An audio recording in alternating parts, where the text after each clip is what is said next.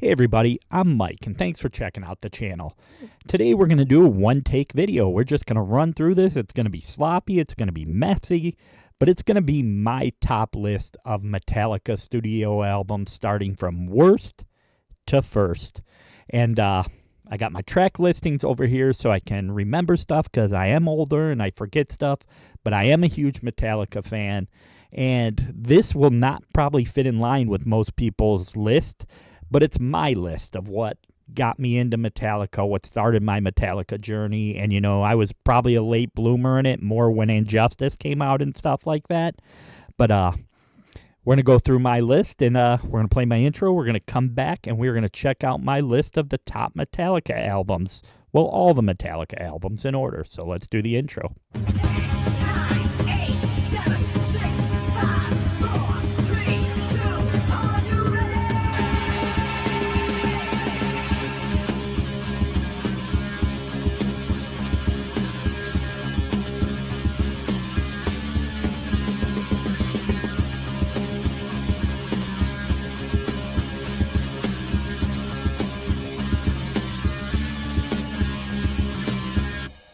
Jesus Christ.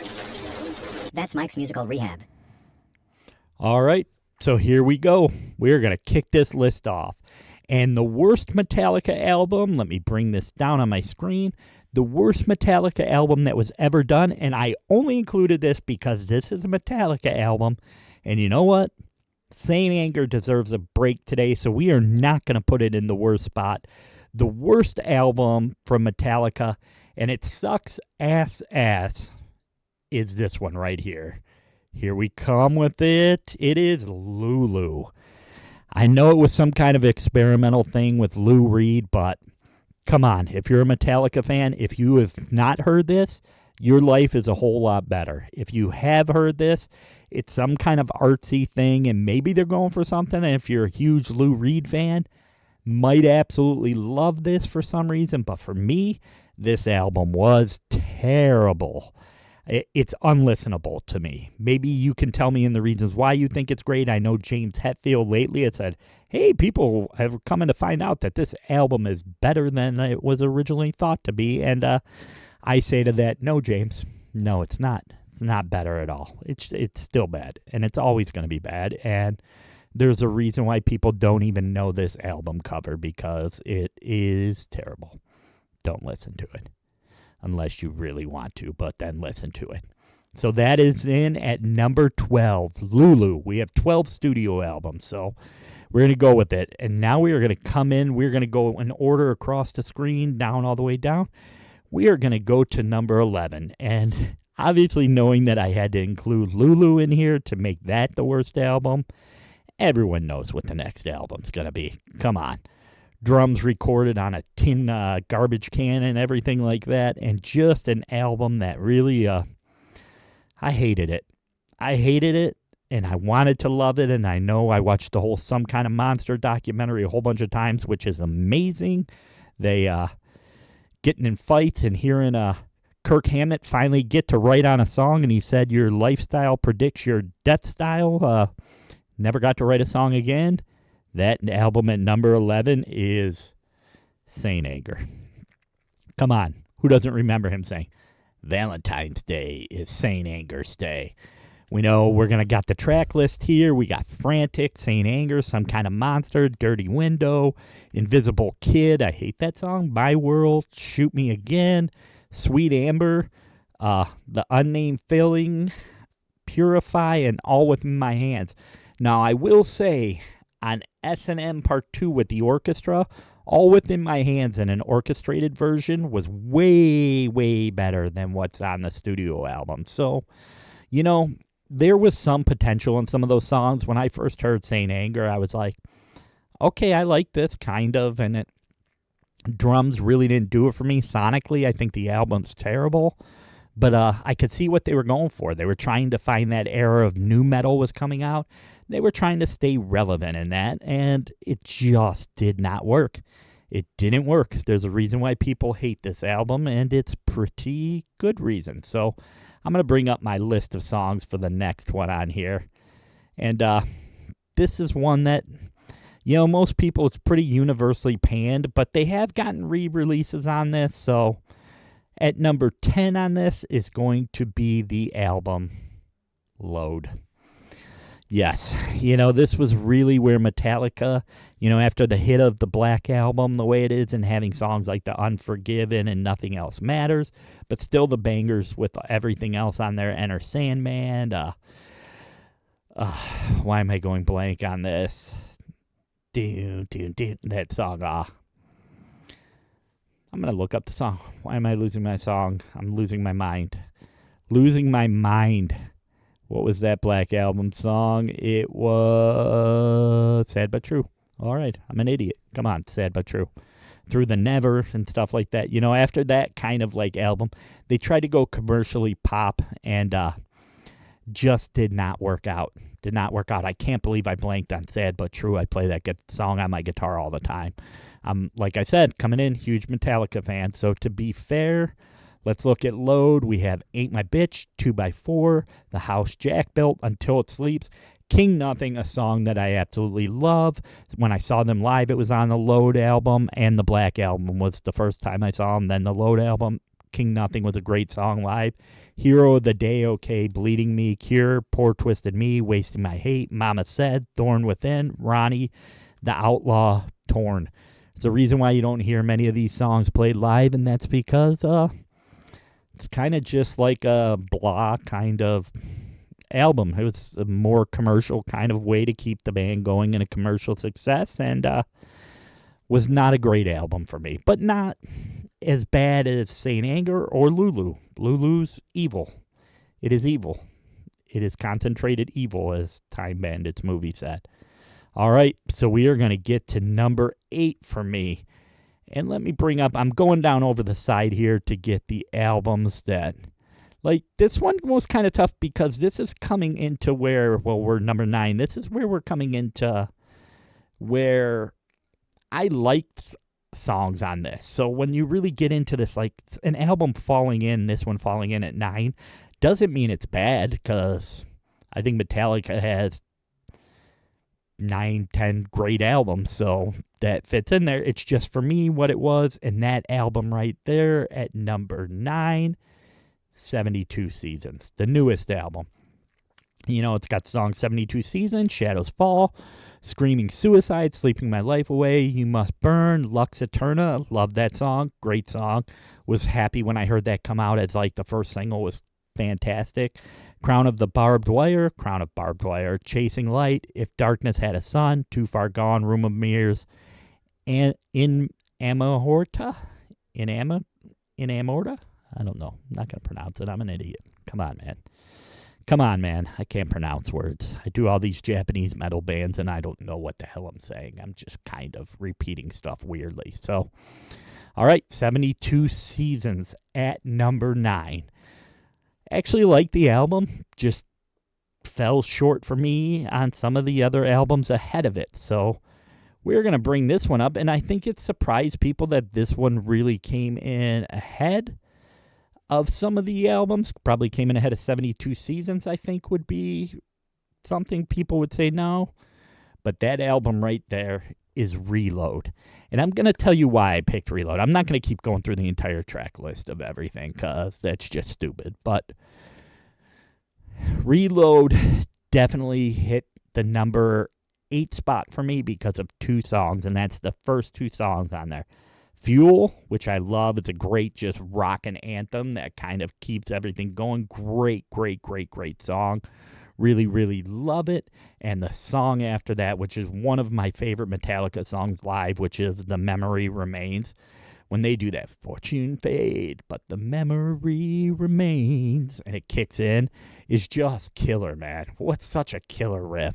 And that alone has pushed that album all the way up to 8 for me. So, love that album. Love that song. Album's just okay, but Fuel, The Memory Remains, great. Love those songs. So, there it goes. So, now we're going to get up to number 7. And number 7 was the previous last release, which I thought was a banger of an album. So, this being at 7 means it's a really good album, and that is Hardwired.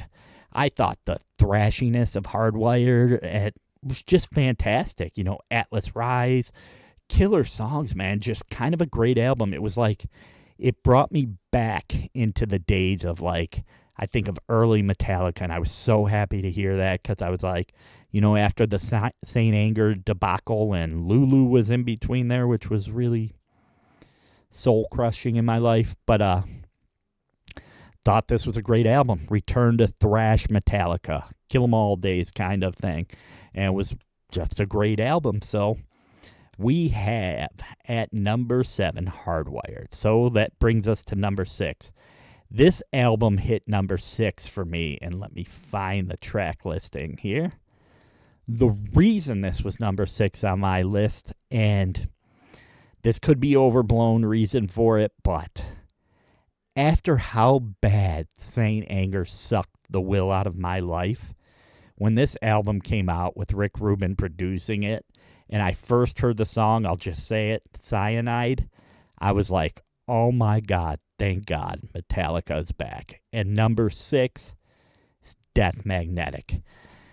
This album made me so happy the first time I heard it because I was like, oh my God, I just got Saint Anger. I thought one of my favorite bands in the world was gone forever from me. Death Magnetic came out, and just listened to the whole album in my car with my buddy while I was in his car. He plays in Camara, and we were a show for Camara we were going to see. It was before the show, and I was hanging out with him, and he had the whole Metallica album, and we listened to it in the car, and just rocked out. Absolutely incredible. Absolutely incredible. Made me happy that they were back. So I always have a fondness for this album because it was the return of Metallica after Saint Anger. And then unfortunately, following that, we got Lulu. Lulu. Again. Lulu came after that. So, yeah, they have the Unforgiven 3 on there. The Day That Never Comes was great. Cyanide. The Judas Kiss. Just fun album. Great metal album. Love this album. So that's going to lead me to number 5. And this one would probably be up on a list a little bit higher for people, maybe. It's tough, but number 5 means that it was really, really great. And, you know, first album that brought us the Four Horsemen, and it was the original introduction to them, and that is Kill 'Em All. So this album, I did not know about Metallica at this point. I really did not discover Metallica, to be fair, and I was an idiot. I was a hair metal guy, loved all my hair metal bands. I thought maybe they were too metal. I didn't discover them till And Justice for All, obviously with the video for one, because it hit MTV. But I got to go back and hear Kill 'Em All, and man, Whiplash, Four Horsemen, Seek and Destroy, Metal Militia, Anesthesia, Pulling Teeth, great thrash album, and really put them on the map. Obviously, you know, that was their release when they were out on the Sunset Strip, taking down all those hair metal bands, and they were coming out with Kill 'Em All, which was fantastic. So absolutely love this album, which leads us to number 4. And I feel like this one in some people's realms is number 1, and it's number 4 for me because I think there's 3 better albums that I liked better, and that is the album that got me introduced to Metallica, And Justice for All. Blackened, And Justice for All, Eye of the Beholder, The Shortest Straw, Harvester of Sorrow, The Fray Ends of Sanity, To Live Is to Die, One, Dyer's Eve. I know when you hear that track list, you're like, how could that be number 4? But really, I'm going to be honest, the lack of the bass guitar really bugged me on this album because it was something sonically, as I am not a bass player and I make fun of the bass player in every band. Sorry bass players, but I did not fully like it or appreciate it as much sonically as it could have been as the other albums. But it is still number 4 for my list, and being number 4 on a Metallica list means that it's a pretty freaking great album. So that was number 4, which is And Justice for All. Great album. So don't hate on me if that was your number 1. Number 3. Oh man. This was such a tough battle between 4 and 1. And this one had one of my favorite songs of all time, riffing out with the bass. Give it to the bass player, man. For Whom the Bell Tolls come in, and what a great, great absolute riff. And at number 3, we have Ride the Lightning. Absolutely love this song. Love this album. I mean, Fight Fire with Fire, Ride the Lightning, For Whom the Bells Toll, Fade to Black, Trapped Under Ice, Escape, Creeping Death, and The Call of Cthulhu. And what made this album also was that the single, the B-side for Creeping Death, had Am I Evil, which was a Diamond Head cover, and such a great, great song. So if you got the deluxe version of the Metallica Ride the Lightning, you got Am I Evil. And absolutely killer song, killer album, Creeping Death, when it does that. Die on my head. Yeah, I can't sing, so leave me alone for that too. So, all right, Ride the Lightning comes in at number 3.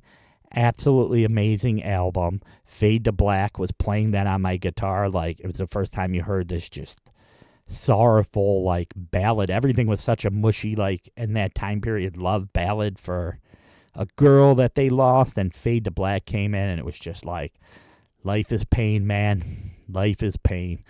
So, number 3, Ride the Lightning, which leads us to number 2. And this was a really tough one, and love this album, their biggest album of all time, but cannot take the number 1 spot because I think what's number 1 on mine is number 1 on a lot of people's list. So number 2 is the album that sold like 15 million copies, took them over, was released in 1991. I cut school that day to go pick up this album and Guns N' Roses' Use Your Illusions 1 and 2 from the Record Exchange, and that album is the Black Album. Come on, Enter Sandman, Sad But True, Holier Than Thou, The Unforgiven, Wherever I May Roam, Don't Tread on Me, Through the Never, Nothing Else Matters, Of Wolf and Man, The God That Failed, My Friend Misery, The Struggle Within. First album, I believe, with producer Bob Rock, unless And Justice for All had Bob Rock, but I know the Black Album was really the first, like, because of the success of And Justice with 1, I think they were able to get the production money to actually build and take their time and make this absolutely masterpiece of an album that really put Metallica over the top. You know, Metallica then became the band that was selling out arenas as a headliner, and it was all on the back of this album, the Black Album. Enter Sandman, everyone knew that riff when it came out. It was the first time they brought an introduction of it. It was always kind of the metal kids that were into Metallica. It was the first time that introduction brought people from different kinds of genres of music. Even the hair metal people were like, okay, I'm not full on this metal, but come on, Enter Sandman kills, and Nothing Else Matters is an absolutely just hauntingly beautiful song. So, number 2, we get Black Album from Metallica, which leads us to number 1. Come on. One of the greatest riffs of all time to just come in. This whole album from start to finish is absolutely a masterpiece. Every song is a 10 out of 10. And that album at number 1, without a doubt, is, you know what, man? Obey your master, because Master of Puppets is the number 1 album on my list. Look at this. Starts off with Battery. Oh my God, what a banger. Master of Puppets. That riff is one of the most iconic riffs in all of metal history to come out. The thing that should not be. That song, the first time I heard it, when the guitar comes in with that doo-doo, and he's like, messenger of fear inside, and it just kicks in. What an absolutely amazing song. And people might not like this, but one of the most killer songs, my favorite song, and it even overtakes Master of Puppets for me, which is crazy, which is Welcome Home Sanitarium. I just love that song. I think that is one of the most hauntingly beautiful songs I've ever heard in my lifetime, and it is just incredible, incredible. Disposable Heroes, Leper Messiah, Orion, come on, Damage Inc. This album is just a tour de force of a mixture of thrash, metal. It's everything. It's a perfect metal album. It's a perfect all-around album. And there's a reason why Master of Puppets shines out in the world today and has still become like an iconic thing for younger teens today.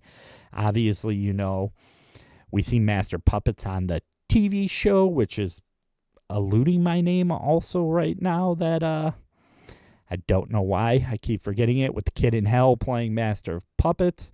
And I've watched that whole show, and for some reason I get live and I try to do this in one take, and I can't remember a damn thing. That's what sucks about getting old. So, Master of Puppets, number one. Number one, Trivium does a killer cover of Master of Puppets. If you've never heard it, just absolutely killer. Love Trivium also. So that's my list. We will ride right down through it. I will look. Going in order, number 12, Lulu. Number 11, I hate saying Lulu. Number 11, Saint Anger. Number 10, Load. Number 9, 72 Seasons. Number 8, Reload. Number 7, Hardwired. Number 6, Death Magnetic. Number 5, Kill 'Em All. Number 4, Injustice for All. Number 3, Ride the Lightning. Number 2, Black Album. Number 1, Master of Puppets. Tell me down below what your list is. You could tell me I'm an idiot, because I am an idiot. And I just like what I like. And then this is the list that fit for me. So guess what, guys?